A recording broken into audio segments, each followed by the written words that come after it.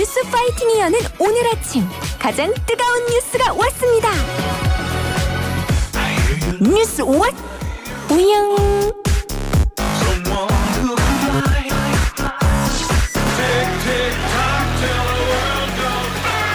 뉴스 왓 우영. 멋있고 듬직하고 똑똑하고 쓰리고 뉴스 잡기 이우영 아나운서와 주요 뉴스 함께합니다. 안녕하세요. 안녕하세요, 이우영입니다. 네, 오늘 화요일인데 오늘도 활기차게 시작해 보겠습니다. 네, 화요일이니까 활기차게. 그래, 좋습니다.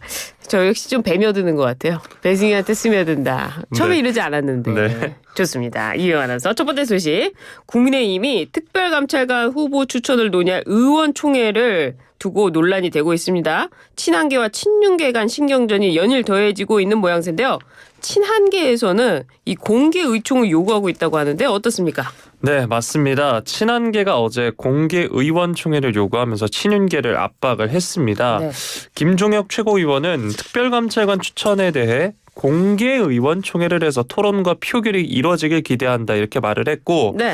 한동훈 대표는 이에 대해 중요한 사안을 논의하는 여러 가지 방식이 있고 여러 의견이 있을 것 같다 이렇게 말을 했는데, 네. 국민의힘 당원을 살펴보면 의원총회에는 공개를 원칙으로 하지만 원내대표 또는 출석 의원 10인 이상의 요구가 있을 때는 네. 출석 의원 과반수의 찬성으로 공개하지 아니할 수 있다 이런 조항이 있기 때문에 네. 이 공개 여부를 두고도 의총에서 표 대결을 벌이는 거 아니냐 이런 가능성도 나오고 있는 상황이고요. 예. 친한계는 찬성 여론을 조성해서 표결 절차를 생략을 하고 통상적인 합의 추인 방식으로 특별감찰관 후보 추천을 관철하겠다 이런 계획이라고 합니다. 그렇군요. 그렇다면 친윤계 입장 어떻습니까? 친윤계는 이런 공개 의총 요구에 대해 불쾌감을 드러내면서 네. 의총에서 일방적인 추인은 있을 수 없다 입장인데요. 한 친윤계 의원이 언론과의 통화에서 공개 의총은 논의할 가치가 없는 꼼수다라고 이야기하기도 했습니다.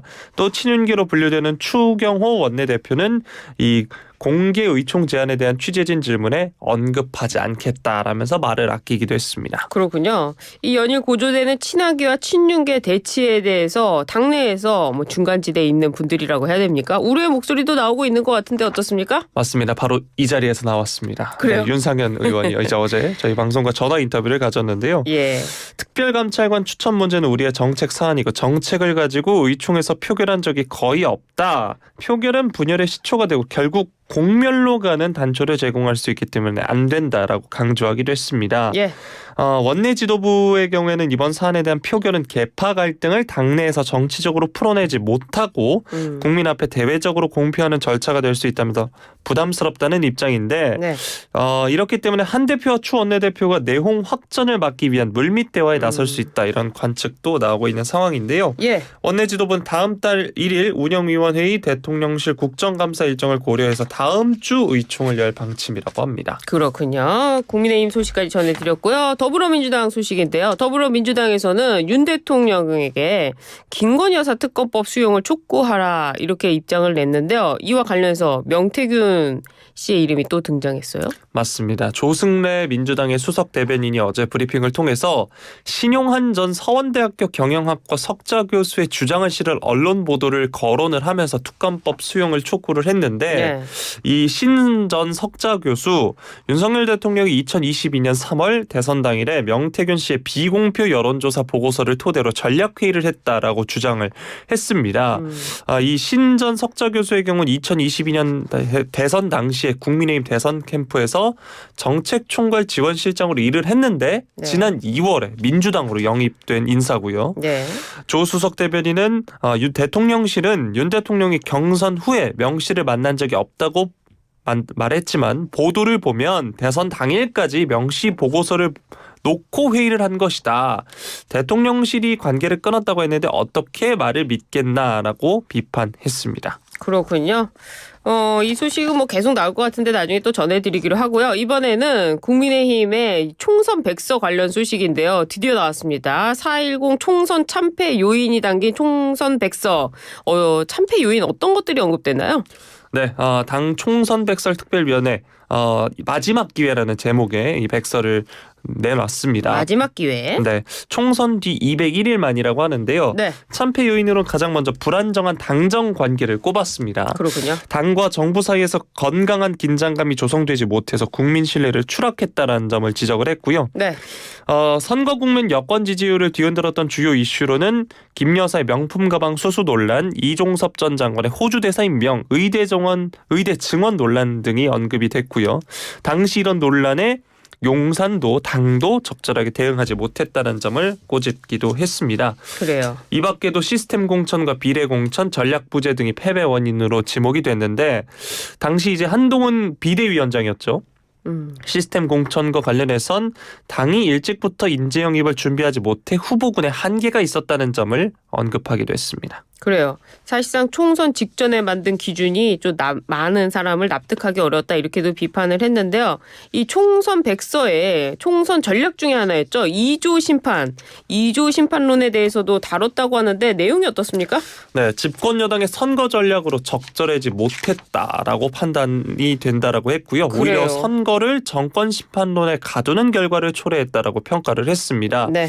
실제로 이 특위가 공개한 설문조사 내용을 보면 2조 심판론이 선거운동에 도움이 됐다는 응답이 18.2%에 불과했다고 하고요. 다만 백서는 2조 심판론이 확실하게 보수층을 결집시킨 효과는 있었다라는 점을 분석을 했습니다. 한편 백서가 보고된 비공개 지도부 회의에선 패배 원인으로 꼽힌 2조 심판론을 두고 이견이 나오기도 했습니다. 그래요? 한 참석자는 선거 국면마다 달리 분석이 이루어졌어야 한다면서 방법론적 한계를 지적을 했는데 특히 2조 심판론은 선거 2주 전 여러 악재가 겹치며 여권 지지율이 급락하자 읍소 전략의 하나로 나온 것이다 설명을 했고요. 이에 일부 최고위원은 심판은 법원에서 하는 거지 당에 꺼낼 만한 이야기는 아니었다라고 했다고 합니다. 그래요. 2조 심판론, 정권 심판론에 좀 말려 들어가는 거 아니냐 이런 우려도 있었는데 이게 총선 백서에도 들어가고 논란이 되고 있네요. 이런 상황에서 당 지도부 백서에 대해 어떤 입장을 내놨나요? 네, 일단 당 지도부는 판단은 국민들의 몫이다라고 말을 아꼈습니다. 아무래도 백서는 이제 당과 정부 양측의 잘못을 고루 지적을 했는데 네. 한 대표는 평가는 백서가 아니라 국민들이 하는 거다. 추경호 국민의힘 원내대표는 내용에 관해선 본인이 일일이 하나하나 말씀드릴 상황은 아닌 것 같다. 이렇게 말을 아꼈습니다. 그렇군요. 이 소식까지 전해드렸는데요. 이번엔 조국혁신당으로 가보도록 하겠습니다. 조국혁신당 조국 대표가 윤석열 대통령에 대한 탄핵소추안을 작성하고 있다고 하는데요. 임기 반환점을 기점으로 해서 탄핵소추안을 제기하겠다고요? 네, 어제 이제 조 대표가 당대표 취임 100일 기념 기자간담회를 가졌습니다. 당내 법률가 출신 인사들의 중심으로 윤석열 대통령에 대한 탄핵소추안을 작성하고 있다. 그리고 조만간 초안이라도 공개할 것이다. 이렇게 말을 한 겁니다. 네. 지난 7월 탄핵추진위원회를 구성을 하면서 이제 탄핵 추진을 공식화했는데요. 네. 지난 26일에는 탄핵 촉구를 주제로 집회를 열기도 했습니다. 이 집회에 대해 조 대표는 오동잎 하나 떨어지면 가을이 온 줄 안다는 말이 있는데 3,000명이 서초동 집회 온 것은 오동잎이 떨어진 일이다라고 말하기도 했습니다. 그러면서 이제 진보 중도층을 넘어 보수층이 결단할 시기다라고 촉구하기도 했는데 민주당이 탄핵에 대해 공식 입장을 취하지 않는 점이 이해한다라고 하면서 2016년 당시 박근혜 전 대통령 탄핵 집회 첫날도 민주당 지도부는 오지 않았다는 점을 꼬집기도 했습니다. 조 대표가 이제 지난 3월에 창당을 하면서 동시에 초대 대표를 맡은 뒤에 7월 첫 전당대회에서 임기 2년의 대표로 다시 선출된 바 있습니다. 그렇군요.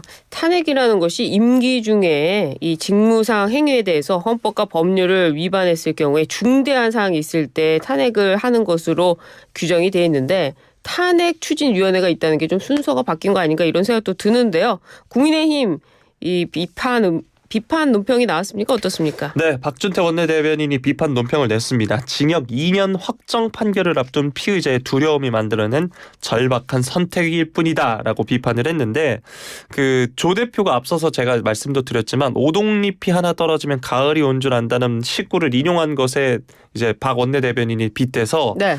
남산 오동나무 잎이 떨어지면 가을이 온 줄 알아야 하고 2심 재판부에서 징역 2년을 선고받은 조 대표는 국회를 떠날 때가 됐음을 알아야 한다라고 꼬집기도 했습니다. 서로 주고 받았네요. 네. 알겠습니다. 이번에는 북한의 러시아 파병 이야기를 해볼 텐데요. 북한군 1만여 명이 러시아에 파병될 것으로 알려진 가운데 러시아가 북한 공병부대에 상당한 관심을 가질 거란 분석이 나왔습니다. 이거 무슨 소식입니까? 네, 그리고 또 우리 정부에 따르면 11,000명, 그러니까 네. 1,000명이 더 늘어난 이제 숫자라고 굉장히 집계됐다고 많아요. 네, 파악이 됐다라고도 하는데 네. 이 러시아가 북한 공병부대에 상당한 관심을 가질 거란 분석은 우크라이나 쪽에서 나왔습니다. 이제 북한 영토가 방어 구조물로 고도로 요새화돼 있는데 네. 이는 신뢰할 만한 진지를 구축하는데 공병부대가 단연간 현장 경험을 쌓았음을 뜻한다라고 설명을 했고요. 이게 러시아에 매우 유용할 것이다라고 이야기한 겁니다. 그래요. 네. 이런 가운데서요. 탈북민 단체가 우크라이나에 파병된 북한군이 자유를 찾게 현지에서 돕겠다면서 우크라이나 당국에 보내는 서한을 공개했습니다. 어떻습니까? 네, 이민복 북한 동포 직접 돕기 운동 대표가 자신의 SNS에 지난 27일 우크라이나여 우리를 받아주소서라는 제목의 공개 서한을 올렸는데 네. 이 서한 내용을 보면 우리가 보내는 삐라의 심금을 울릴 것이다. 용병들은 희망과 용기를 얻고 많은 수가 자유를 찾아올 것이다 라고 말하기도 했습니다. 한편 북한군 출신 심주일 목사가 이끄는 북한 기독군인회 등 탈북민 단체도 우크라이나 전선에 투입을 원하는 성명을 준비하는 것으로 지금 전해지고 있습니다. 그렇군요. 이런 가운데 나토 수장이요. 북한군의 러시아 크루스크 배치 공식적으로 확인을 했습니다. 우리 대표단이 또 나토 본부를 방문했다고 하는데 어떻습니까? 네, 이 나토 사무총장과 윤 대통령이 통화를 했다라는 보도도 지금 나왔는데요. 네. 우리 대표단이 나토 본부를 방문해서 북대서양 이사회에 참석해서 북한군 파병 동향을 브리핑했다라고 합니다. 또 이제 기자들이 이 이사회에서 오늘은 정보 브리핑을 하는 자리라면서 정책적 판단의 경우 대표단 차원에서 할 수 있는 문제가 아니다라는 말도 했는데요. 네.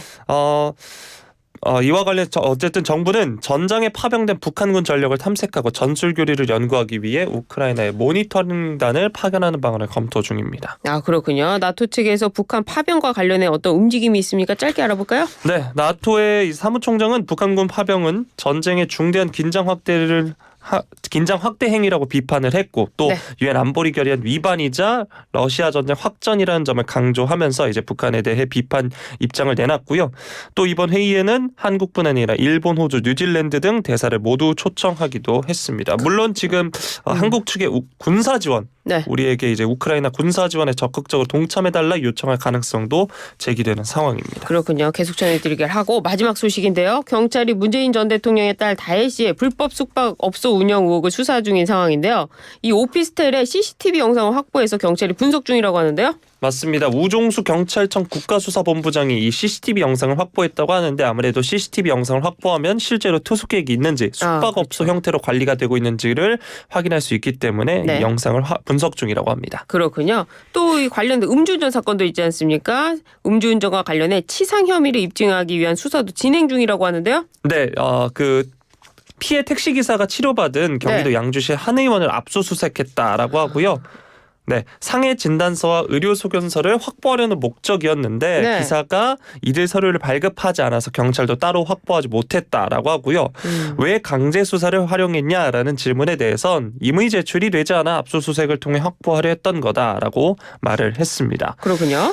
물론 진단서가 확보되지 않아서 치상 혐의 입증이 어려운 게 아니냐는 질의에 대해선 진단서가 꼭 필요한 것은 아니다라고 이제 경찰 관계자가 밝히기도 했습니다. 그렇군요. 이거 뭐 경찰에서 수사를 하고 있으니까 또 나오는 소식 있으면 전해드리기로 하고요. 오늘 뉴스와서 굉장히 많은 소식 준비하셨는데 고생하셨습니다. 고맙습니다. 이효영 아나운서와 함께했습니다.